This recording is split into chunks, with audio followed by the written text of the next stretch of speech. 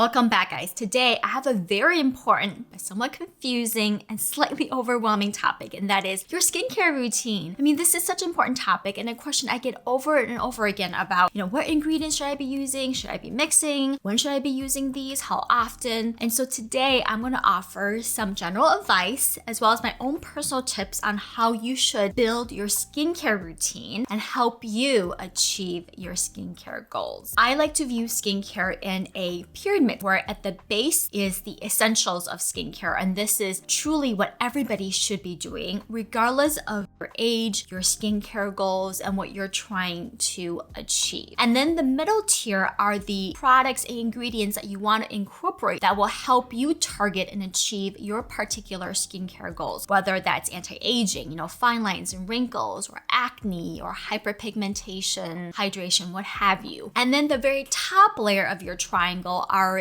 things that are really nice to have, but they are not necessary. So these may be ingredients or products that are really expensive that you may only want to use intermittently, or products that should only be used intermittently because of the way they're structured, or things that just makes you feel better, because part of skincare is also self-care. So let's start off with the foundation. What are the essentials of skincare? First and foremost, we need to view our skin as a functioning organ. Just like we exercise to keep our heart healthy, we need to practice daily habits in keeping our skin healthy. How we keep our skin healthy and functional and intact is by cleansing, moisturizing, and photoprotecting. These three key steps are the essence of skincare, because only when you have healthy, functional skin will you be able to achieve all your other skincare goals. Trying to treat acne and trying to tackle hyperpigmentation or fine lines without doing the basics will get you nowhere and will often cause more irritation and exacerbation of what you're trying to achieve. Now, as far as how often to be doing these things, it really again depends on your skin type. Number one, the cleansing. At the very least, cleanse once a day. And the most important cleanse is in the evening or before you sleep, to thoroughly remove all the oil, dirt, bacteria, makeup, sunscreen off of your face. So that way, number one, your skin is able to recover itself overnight and also help you better absorb the additional products to put onto your skin. Anytime you cleanse, you should always moisturize. Cleansing without moisturizing can lead to further dehydrated and dry skin. So moisturizing should follow cleansing. Now, in the morning, for some individuals who only just wash their face with water, then definitely you still should use a moisturizer. Anytime that your skin is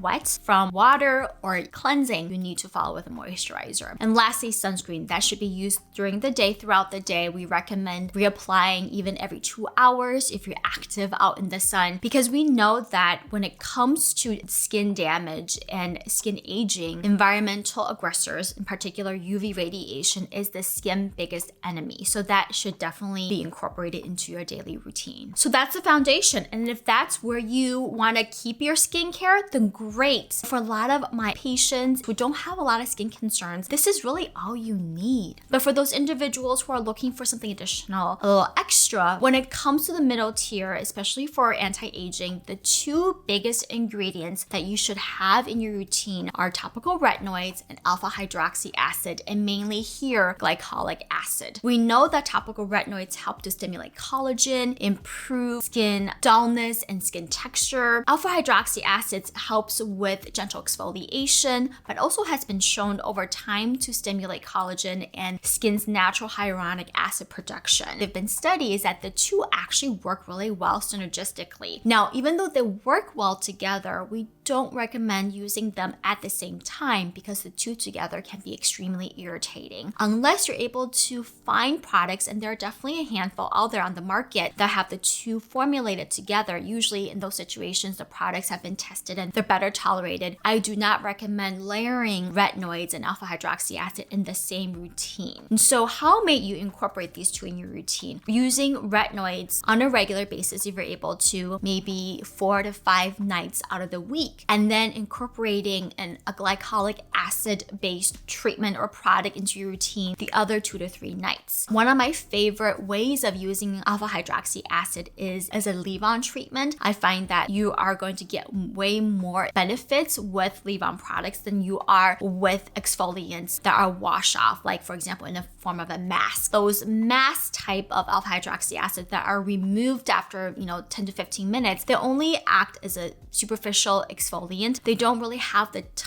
contact time with your skin to be able to make those changes with your skin over time. Wash off masks are great if you're just trying to remove some dead skin, which also is an important step when you're trying to achieve a more youthful, radiant skin. But to help with the fine lines and stimulation of hyaluronic acid, the leave-on treatments are really what's most effective. So I recommend alternate on a nightly basis or split them up, based on your days of the week, or even between morning and evening, depending on how well your skin tolerate these ingredients. So we've reached then the top part of our pyramid. And these are additional things, if you choose to add them to your routine, may offer additional benefits. And products when it comes to anti-aging includes peptide treatments, peptide serums, eye creams, growth factor serums. Growth factor and peptides do have some good preliminary study in helping stimulate collagen and improving the appearance of fine lines or wrinkles. And so again, whether it's neck cream, eye cream, peptides, growth factors, these are kind of really the icing on the cake that will take your anti-aging regimen up to the next level. But again, these are not going to be my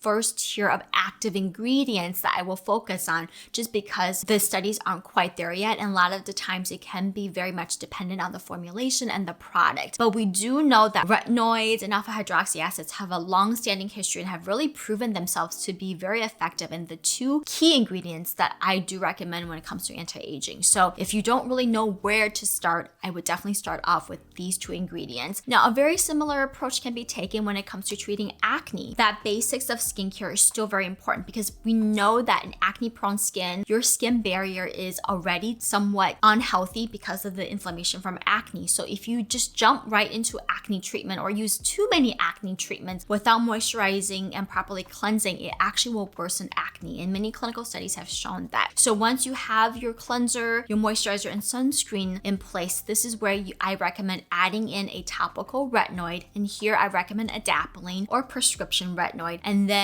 potentially like a benzoyl peroxide product. And it can either be a cleanser, so you can choose to substitute one of your cleansers for a medicated cleanser, or it can be a benzoyl peroxide leave-on treatment. If you are going to be using a leave-on treatment for benzoyl peroxide, just make sure that you are separating it out from your prescription retinoid, because it may deactivate the prescription retinoid. It is okay to use together in combination with adapalene. And then the top of your triangle could be ingredients that may help you with other concerns with your acne, whether that's hyperpigmentation, more congested pores. And so this is where you can maybe incorporate a little salicylic acid treatment that you can use on targeted areas, maybe around your nose, your chin, a few times a week, or say a clay mask to help with excess sebum once or twice a month. Now, the other thing is hyperpigmentation. When it comes to hyperpigmentation, it's even more important that you are diligent with sunscreen, and even more important that you are super diligent with your skin barrier health. The reason why is that hyperpigmentation stems from inflammation. And when your skin is irritated and dry skin can often trigger inflammation, often feeds to that hyperpigmentation. And furthermore, a lot of the brightening products can be irritating. So you must establish a foundation of a gentle cleanser, moisturizer, and sunscreen, and then add in the other active ingredients. The approach can be very similar to actually treating fine lines and wrinkles. Retinoids and alpha hydroxy acid that help with fine lines and wrinkles have also been very well studied in the context for treating hyperpigmentation and uneven skin tone. And then the top of the triangle is where I think you can get pretty creative. There are a lot of ingredients out there that can be helpful and give you additional boost in improving your uneven skin tone. And these ingredients include niacinamide, azelaic acid, tranexamic acid, kojic acid, or butane. Many times, a lot of the products out there are formulated with a lot of these ingredients together. So, pick one that you want to use and just add that into your routine, whether using it in the morning or at night, as long as you are really mindful of how you incorporate these products to minimize irritation. As far as like what to use, like serum versus moisturizer, it really goes back to your skin type. For example, you can certainly substitute your moisturizer, nighttime moisturizer, with retinol, and that can be your moisturizer if you have super sensitive skin. Conversely, you can also use a retinol serum as your middle tier as that treatment, and then follow that with a moisturizer. It just really depends on how you want to design your routine. The ingredients that I mentioned are the ones that you want to look for, but how to incorporate them, again, is very personal. The other two things I want to mention is that number one, whenever you're starting a skincare routine, you always want to minimize the number of products you're using for various reasons. Number one, if you're using so many products, chances are quite a few of them are not even penetrating into your skin to make a true impact on your skin. The benefits you're seeing are merely from just your skin, the stratum corneum, the top layer of your skin being hydrated. And when your skin is hydrated, it's going to look healthy and radiant. So minimize the number of products. I would say per routine, do not use more than 2 actives. So meaning you don't want to use more than 2 serums. And if you're using an essence, then skip out on the other serum and just use essence and serum. Limit the number of products that you use per routine. Also, whenever you are starting a new product, if you have sensitive skin, make sure to test on a certain area of your body, whether it's your arm or along your jawline for a few days to make sure that you don't react to the product. And 3, always make sure to give it enough time. I would say with any product, give it at least 2 to 3 months of consistent use. When we're talking about these skin changes, it's happening at a cellular level. DNA changes, proteins that are being synthesized, and that doesn't happen overnight. It takes many, many months for that to happen. And so to translate microscopic changes to visible changes that we see with our naked eyes, realistically, 6 months or longer is not an inappropriate amount of time. So definitely make sure that you commit that amount of time before you change out your routine. I personally love trying various different products, but when I do, I make sure to just change one at a time and give it ample time to see how it works on my skin. It's okay to experiment. I encourage you trying new products because that's really how you will be able to find products to work well for your skin. But when you do, make sure that you don't change them all at once and give it enough time for it to work. But as long as you stay within that overall pyramid triangle, kind of that guidance, then you can really have fun with skincare and hopefully achieve your skincare goals. Hopefully you found this video helpful, and let me know what is your current skincare regimen. Comment below or let me know if you have any questions. Again, I would appreciate it if you can give this video a thumbs up and subscribe to my YouTube channel. I will see you guys next time.